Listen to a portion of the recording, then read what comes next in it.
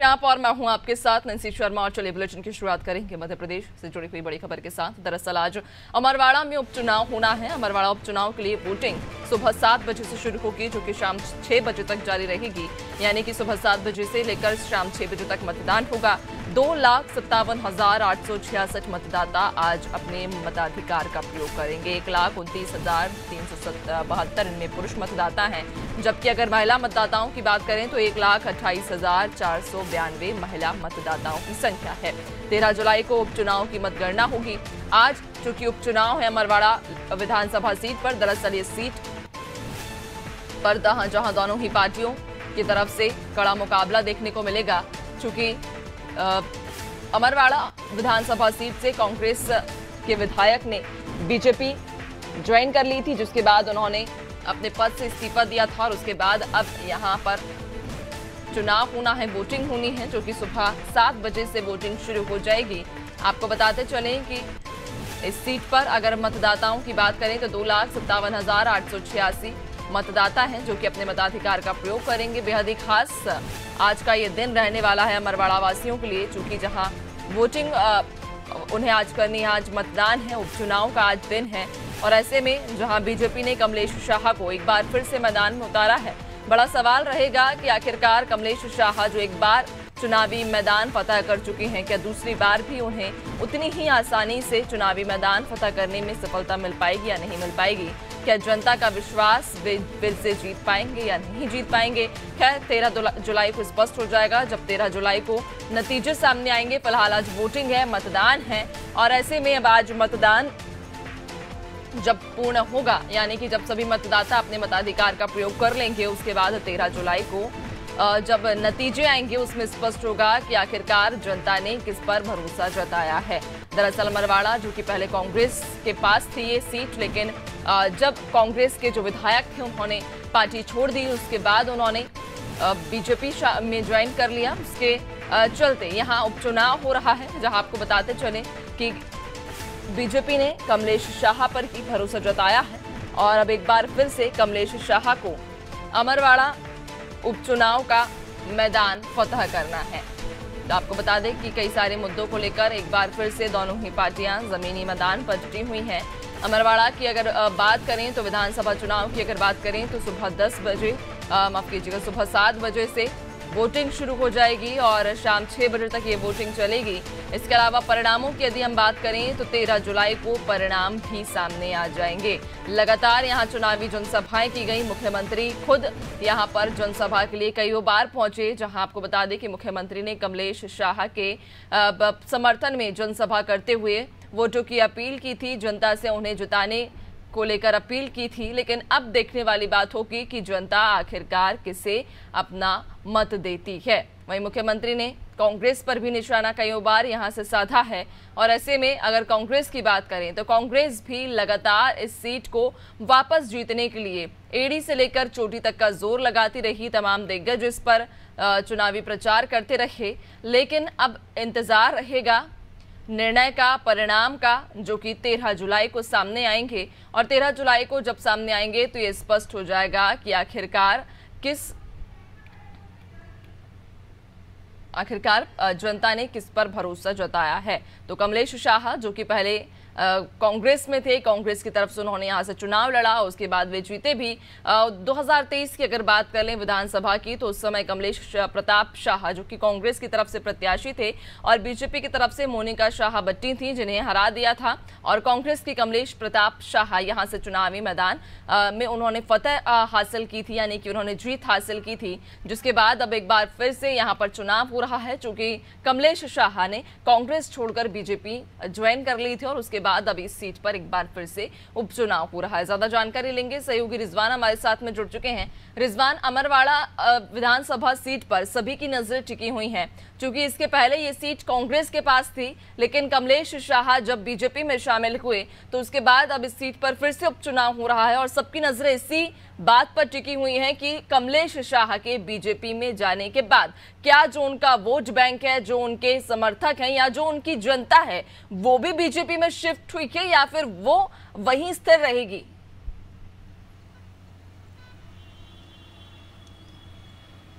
देखिए, छिंदवाड़ा का जो गढ़ है वो कमलनाथ के नाम से जाना जाता है और इसको ढहाने का काम जो है लोकसभा चुनाव में बीजेपी ने किया था। हमने देखा था किस तरीके से दिग्गज नेताओं ने जो है वहाँ पर प्रचार प्रसार किया था और एक वाहिद जो 29वीं लोकसभा सीट थी जो छिंदवाड़ा की जिसपे कांग्रेस का कब्जा था वो भी अब जो है बीजेपी कब्जे में। हालांकि उपचुनाव है, अमरवाड़ा विधानसभा सीट हॉट सीट बनी हुई है, पहले कांग्रेस का कब्जा था और अब जो है वहां पर उपचुनाव होना है और उपचुनाव आज जो है मतदान होना है उपचुनाव के लिए।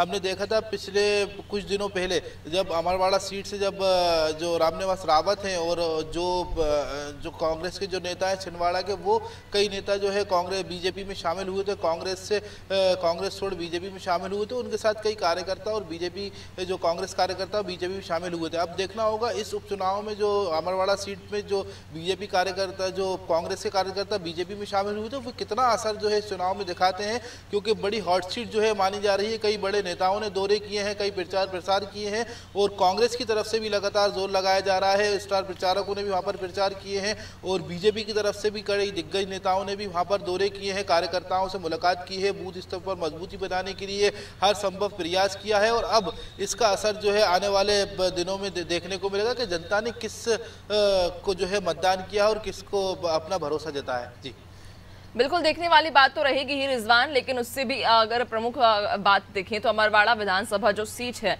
वो एक आदिवासी बहुल्य इलाका है और आदिवासी वर्ग के लिए आरक्षित दरअसल ये सीट है। और ऐसे में क्या लगता है आपको, चूंकि दोनों ही पार्टियों ने जिस तरह से आप भी जानकारी दे रहे हैं कि धुआंधार प्रचार यहाँ पर किया है और उन प्रचार के बाद में चूंकि मुख्यमंत्री खुद एंड समय तक यानी अंतिम समय तक यहाँ अमरवाड़ा विधानसभा सीट पर मौजूद रहे थे, चुनावी सभाएं उन्होंने की थी कमलेश शाह को जिताने के लिए, जहां पार्टी ने पूरी कोशिश कर ली है। इधर कांग्रेस की अगर बात करें तो कांग्रेस भी लगातार अपनी इस सीट को वापस पाने के लिए कोशिश कर रही है। किस प्रकार के समीकरण फिलहाल आप देख पा रहे हैं इस सीट पर? बिल्कुल साफ तौर से आदिवासी सीट है और जो सरकारें हैं वो लगातार जो है हर वर्ग को साधने की कोशिश करती हैं, चाहे कोई भी हो। और बीजेपी सरकार ने भी जो है आदिवासियों के लिए जो है कई योजनाएं निकाली और उन योजनाओं को मैदान में रखते हुए ये चुनाव जो है उपचुनाव लड़ने जा रही है। हालांकि सुबह 7 बजे से जो मतदान शुरू हो चुका है, ये शाम 7 बजे तक चला है, शाम 7 बजे तक चलेगा और जो नेता हैं वो लगातार इस बात से जो है प्रयास कर रहे हैं कहीं जो बूथ स्तर पर जो मजबूती बनाना है, जो कार्यकर्ताओं में जो मजबूती बनाना है, उनको जो है देखते हुए ये चुनाव जो है लड़ा जा रहा है। तमाम जो दिग्गज हैं वो लगातार इस सीट पर जो है प्रचार करते हैं, क्योंकि हॉट सीट बनी हुई थी लोकसभा चुनाव के बाद पहला जो है चुनाव ये होने जा रहा है। जी बिल्कुल, और अगर मतदान की बात करें तो क्या फिलहाल अपडेट है आपके पास में मतदान को लेकर? चूंकि 7 बज चुके हैं, मतदान भी लगभग शुरू हो गया होगा।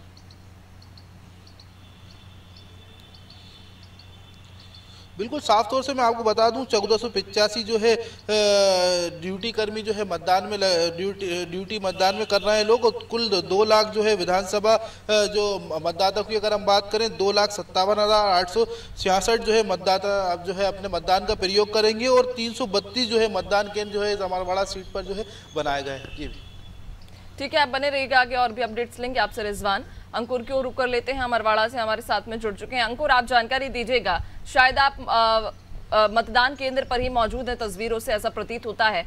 क्या अपडेट है आपके पास मतदान को लेकर?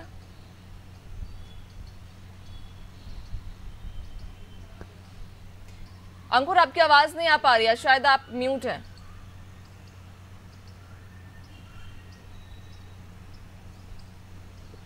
हेलो जी जी, अब आ रही है। अमरवाड़ा विधानसभा क्षेत्र में होने जा रहे उपचुनाव को लेकर मतदान प्रारंभ हो चुका है। सुबह 7 बजे से यहाँ मतदान प्रारंभ हो चुका है और धीरे धीरे यहाँ पर मतदाताओं का आना भी शुरू हो गया है। लोग आके अपना मतदान कर रहे हैं। अमरवाड़ा विधानसभा में लगातार तीसरी बार विधायक रहे राजा कमलेश प्रताप शाह के द्वारा कांग्रेस पार्टी को छोड़कर और अपनी विधायकी से इस्तीफा देने के बाद लोकसभा चुनाव के बाद यहाँ पर एक बार पुनः विधानसभा उपचुनाव होने जा रहा है, जिसको लेकर लोगों में एक उत्साह भी है और लगभग 2.5 लाख मतदाता यहाँ पर 332 बूथ बनाए गए हैं जहाँ पे आज अपने मतदान का प्रयोग करेंगे। बिल्कुल, आपके आसपास में कई सारे लोग भी मौजूद हैं, अगर हो सके तो उनसे भी चर्चा कीजिएगा कि इस बार का क्योंकि एक बार पहले ही चुनाव हो चुका है, अब उपचुनाव है, उपचुनाव को भी किस प्रकार से देख रहे हैं? जी, हमारे बीच में यहाँ पर कुछ लोग मौजूद हैं, हम इनसे चर्चा करेंगे। आप बताइए कि अभी उपचुनाव होने जा रहा है, इसके पहले भी चुनाव हुआ है, आप इसको किस नजरिए से देखते हैं? ये उपचुनाव जबरदस्ती जनता के ऊपर थोपा गया है और इसमें अच्छी खासी बढ़त धीरेन्द्र इंबाती जी को मिल रही है, जो आंचल कुंड दरबार के दादाजी हैं, और वो इस बार पक्का जीतेंगे 100%। अच्छा, और इस राजा कमलेश प्रताप साहब भारतीय जनता पार्टी से चुनाव भी मैदान पे हैं, उनको लेकर क्या कहेंगे आप? वो क्यों गए हैं, क्या गए हैं, वो जाने, हम लोग उसमें कोई टिप्पणी नहीं करना चाहते। आंचल कुंड दरबार का अच्छा खासा माहौल है, हम ये जानते हैं, और उसके आधार पर बहुत बहुमत मिल रहा है हमको, हम जीतेंगे। तो ये हमारे साथ थे कांग्रेस के नेता, जिनका कहना है और जिनने दावा किया है कि कांग्रेस के प्रत्याशी धीरेन्द्र शाह भारी बहुमतों के साथ यहाँ पर जीतेंगे। इसके बाद हमारे साथ यहाँ पे एक मतदाता भी खड़े हुए हैं जो कि वोट डालने के लिए आए हुए हैं, हम इनसे भी चर्चा करेंगे। हाँ जी, बताइए, आप यहाँ पर मतदान करने के लिए आए हैं, क्या कहेंगे? ना किसको, मतलब आप क्यों मतदान करने आए हैं, किसको मतलब वोट करेंगे या किसका समर्थन करेंगे? विकास को लेकर क्यों, उनको क्यों करेंगे, मतलब किस नजरिए से देखते हैं आप उनको? सरकार उनकी है, उनकी सरकार है, उनका होना चाहिए लगा। अच्छा, तो ये यहाँ पे एक मतदाता थे जिन्होंने कहा कि जिसकी सरकार है हम उसी को मतदान करेंगे, विकास के साथ जाएंगे। इसके अलावा यहाँ पे धीरे धीरे लोगों का आना जाना निरंतर बना हुआ है। बिल्कुल अंकुर, और ये भी बताइएगा कि यहाँ पर निर्वाचन आयोग के द्वारा क्या तैयारियां की गई हैं, चूंकि उपचुनाव यहाँ पर होना है, एक बार पहले ही चुनाव हो चुका है, और अब ऐसे में चूंकि मतदाताओं को जागरूक करने के लिए मतदाता ज़्यादा से ज़्यादा संख्या में पहुँचे, उनके लिए क्या कोई विशेष इंतजाम, क्या कोई इसके पहले पहल की गई, कोई अभियान चलाया गया? चुनाव आयोग के द्वारा निरंतर स्वीप प्लान के अंतर्गत विभिन्न गतिविधियां की गई है, मतदाता जागरूकता अभियान चलाए गए हैं ताकि लोग बड़ी संख्या में पहुंचकर अपने 100% मतदान का उपयोग कर सके। वहीं बारिश से बचने के लिए सभी मतदान केंद्रों पर पाल की व्यवस्था की गई है, टेंट लगाए गए हैं, बैठने के लिए कुर्सी की व्यवस्था की गई है ताकि मतदाता आए और अपना मतदान करे और उन्हें किसी प्रकार की कोई परेशानी ना हो। हमारे साथ दादाजी, एक मतदाता जी भी आए हुए हैं, नगर के प्रमुख नागरिक हैं, इन्होंने भी मतदान किया, अब इनसे भी चर्चा करेंगे। आइए, आपने मतदान करके आया है, क्या व्यवस्था है वहाँ पे? व्यवस्था ठीक, आप किस नजरिए से देखते हैं उपचुनाव को? ये अपन ने अभी कुछ दिन पहले भी चुनाव करे हैं, अब ये फिर उपचुनाव हो रहा है, किस नजरिए से देखेंगे आप इसे? बढ़िया है। विकास को लेकर, विकास को लेकर कैसे, मतलब क्या चाह रहा है? अब आपके विधायक से क्या चाह रहा है? हर चीजों का विकास। तो जी एक दादाजी है जिनने अभी मतदान करके हुए आए हैं और इन्होंने कहा कि हम विकास को लेकर चुनाव करेंगे, हमारे विधानसभा क्षेत्र का विकास होना चाहिए, लोगों की मूलभूत सुविधाएं पूरी होना चाहिए, शिक्षा, रोजगार, सभी की सुविधा यहाँ पर होना चाहिए। इसके अलावा आपको बता दें कि अमरवाड़ा विधानसभा में हमेशा त्रिकोणीय मुकाबला रहता है। भारतीय जनता पार्टी से राजा कमलेश प्रताप शाह मैदान में है, तो कांग्रेस से धीरेन्द्र शाह चुनावी मैदान पे है, तो वहीं पे गोंडवाना गणतंत्र पार्टी के देवरावन भलावी भी चुनावी मैदान पर हैं। इस प्रकार यहाँ पे त्रिकोणीय मुकाबला होता है। टोटल 9 प्रत्याशी चुनावी मैदान पर हैं।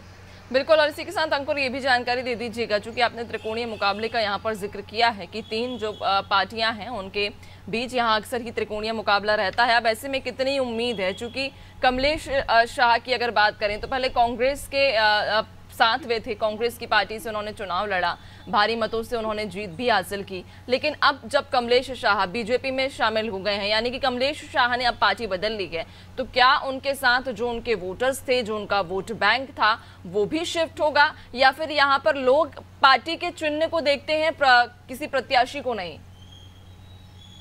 कहीं ना कहीं जैसे ही कमलेश प्रताप शाह ने कांग्रेस छोड़कर भारतीय जनता पार्टी की सदस्यता ली और इससे वो उपचुनाव लड़ रहे हैं, तो उनके समर्थकों ने भी भारतीय जनता पार्टी की सदस्यता को ग्रहण किया है और त्रिकोणीय मुकाबला है।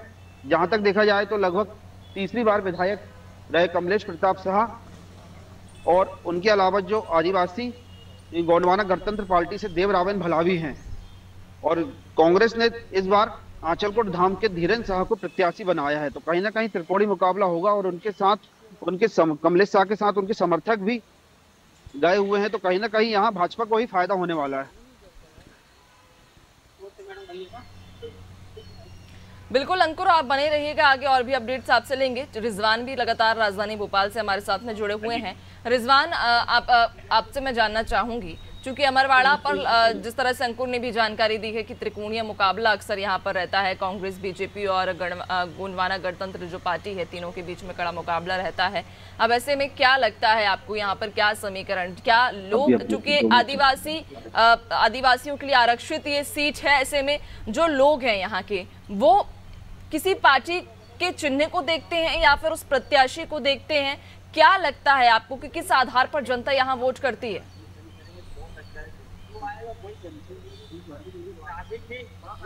बिल्कुल साफ तौर से आदिवासी बहुल इलाका है और आपको बता दें जिस तरीके से विकास को लेकर अगर हम बात करें तो लोगों में यही एक बात जो है सता रही है कि विकास जो है अमरवाड़ा सीट पर होना चाहिए और इन तमाम मुद्दों को लेकर जो है अब लोग वहाँ पर मतदान कर रहे हैं, क्योंकि लोगों का कहना है जिस तरीके से पिछले जो नेता या विधायक जो मंत्री रहे उन्होंने कुछ भी विकास नहीं किया, ऐसा लोगों का वहाँ कहना है। और अब जो विधायक बन के जो भी आए वो विकास करे। हालांकि छिंदवाड़ा जो है कमलनाथ का गढ़ माना जाता है और तमाम जो विधायक हैं वही कांग्रेस के हैं वहाँ पर, लेकिन उपचुनाव जो है अमरवाड़ा सीट पर हो रहा है। और इससे पहले हमने देखा था कई बड़े दिग्गज नेताओं ने, चाहे वो बीजेपी के हों या कांग्रेस के हों, उन्होंने इसके दौरे किए थे और जनता को भरोसा दिलाया था कि अमरवाड़ा सीट पर जो है एक विकास की जो है एक विकास जो है वहाँ पर होगा और कई वादे और आश्वासन दिए था। हालांकि रोजगार, शिक्षा और इन तमाम मुद्दों को लेकर जो है वहाँ पर लोग मतदान कर रहे हैं और ख़ासतौर से महिलाओं में काफ़ी इस बात को लेकर उत्साह है। क्या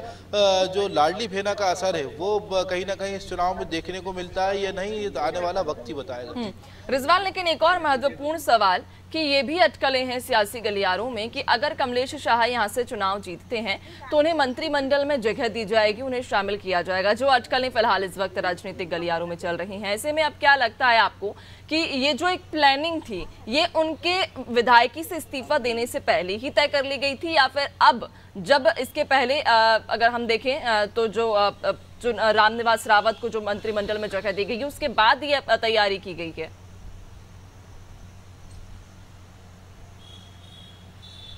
देखिए, एक संदेश है रामनिवास रावत को मंत्री पद देने का और हमने देखा था जो बीजेपी कार्य समिति की बैठक हुई थी उसमें कई बड़े दिग्गज नेता शामिल हुए थे और इन बातों पर भी जो है मुहर लगी थी। हालांकि जो कमलेश शाह है उनका मंत्री बनना तय था, लेकिन कार्य समिति की बैठक के बाद एक कुछ बैठक में जो है चर्चा हुई, उसके बाद ये निर्णय लिया गया 57 साल बाद जो है एक मंत्री के रूप में जो है एक ही मंत्री को जो है शपथ दिलाई गई, जो रामनिवास रावत को जो है कल शपथ ली थी उन्होंने मंत्री के रूप में। हालांकि कमलेश शाह मंत्री बनते हैं या नहीं, चुनाव जीतते हैं या नहीं, आने वाला वक्त ही बताएगा। जी बिल्कुल, अंकुर की ओर रुख कर लेते हैं, काफी देर से अंकुर भी हमारे साथ में जुड़े हुए हैं। अंकुर, आप ही बताइएगा कि क्या लगता है कि क्या कमलेश शाह ने विधायकी से इस्तीफा दिया, उसके बाद अब उन्होंने फिर से चुनाव लड़ने का जो ऐलान है वो किया है और अब उपचुनाव भी हो रहे हैं, हालांकि आज वोटिंग भी है, क्या लगता है क्या एक बड़ी रिस्क उन्होंने यहाँ पर ली है? देखा जाता है कि जैसे ही कमलेश प्रताप शाह ने कांग्रेस से इस्तीफा दिया और भारतीय जनता पार्टी से चुनाव लड़ने के लिए तैयार हुए और उन्हें टिकट भी दी गई, तो यहाँ पे उन्होंने एक बहुत बड़ी रिस्क ली है क्योंकि उपचुनाव है। हालांकि यहाँ पे उपचुनाव में प्राय देखा जाता है कि जिसकी सरकार रहती है वही जीतता है, लेकिन कहीं ना कहीं यहाँ पे जो त्रिकोणीय समीकरण बने हैं और कांग्रेस से पूर्व सीएम जो कमलनाथ ने एक यहाँ पे धार्मिक कार्ड खेला है कि एक आंचलकुंड धाम है, आस्था का केंद्र है, वहां से उन्होंने यहाँ धीरेन्द्र शाह को प्रत्याशी बनाया है। तो कहीं ना कहीं यहाँ कमलेश शाह के लिए एक बहुत बड़ा रिस्क है क्योंकि आदिवासी बाहुल्य क्षेत्र होने के बावजूद यहाँ पे क्या होता है कि अधिकांश देखा जाता है कि आदिवासी जो लोग रहते हैं वो उनके दादाजी आंचलकुंड धाम से जुड़े हुए हैं और यहाँ पे एक और 3 वर्ष के विधायक है तो दूसरी ओर आंचलकुंड धाम दरबार है। तो कहीं ना कहीं कमलेश शाह ने यहाँ बहुत बड़ी रिस्क ली है।